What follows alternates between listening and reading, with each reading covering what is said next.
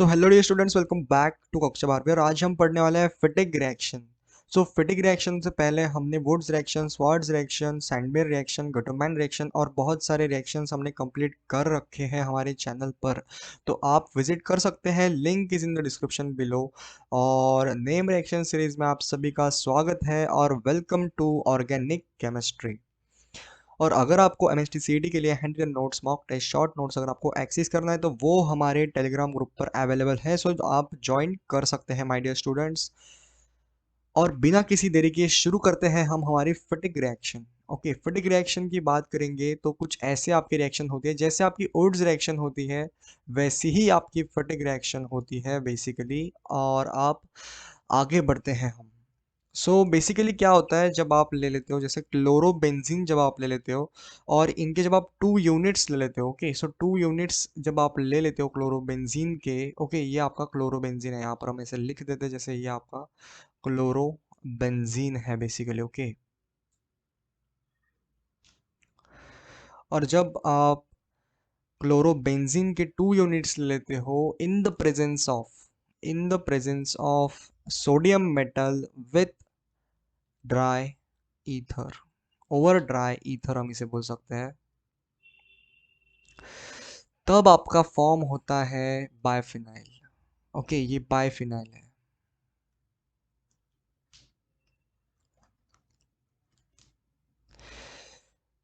तो इसके मैकेनिज्म की बात करेंगे और ये बेसिकली ओड्स रिएक्शन ही है, लेकिन जब आप अल्काइल हैलाइड रिएक्टेंट में नहीं लेते हो और अल्काइल हैलाइड के जगह अगर आप अराइल हैलाइड लेते हो, तब हम इस रिएक्शन को बोल सकते हैं, क्या बोल सकते हैं माय डियर स्टूडेंट्स, हम इस रिएक्शन को बोल सकते हैं fatigue reaction. Okay, alkyl halide की जगह हम अराइल हैलाइड, जैसे बेंजीन, यहाँ पर क्लोरोबेंजीन है, अगर हम वो ले ले, जैसे एरोमेटिक कंपाउंड ले ले, इन द बेसिक टर्म्स हम बोल सकते हैं एरोमेटिक कंपाउंड अगर ले ले हम अल्काइल हैलाइड की जगह अगर हम एरोमेटिक कंपाउंड ले ले, तो इस केस में इस रिएक्शन का नाम क्या होता है, बेसिकली इसका नाम होता है फिटिग रिएक्शन। ओके, तो मैकेनिज्म भी जैसे हमने वुड्स रिएक्शन में देखा था वैसे ही इसका मैकेनिज्म है माय डियर स्टूडेंट्स। तो क्या होता है इस रिएक्शन में, जब हम 2 यूनिट्स ले लेते हैं, ओके, 2 यूनिट्स किसके, क्लोरोबेंजीन के माय डियर स्टूडेंट्स, क्लोरोबेंजीन के जब हम 2 यूनिट्स ले लेते हैं in the presence of Na, okay, in the presence of, my dear students, in the presence of Na over dry ether, okay, Na over dry ether, तब आपका form होता है बायफिनाइल। तो क्या होता है इस केस में, इस केस में आपका होता है जैसे वुड्स रिएक्शन में हमने देखा था कि आपका जो फ्री रेडिकल है वो कुछ इस तरीके से फॉर्म होता है। तो यहाँ पर क्या होता है आपका, यहाँ पर आपका फ्री रेडिकल फॉर्म होता है my dear students, free radical form होता है इस केस में। तो यहाँ पर हम इसका मैकेनिज्म एक बार देख लेते हैं, जो आपका फ्री रेडिकल है वो कैसे फॉर्म होता है। तो यहाँ पर हम देख लेते हैं, जैसे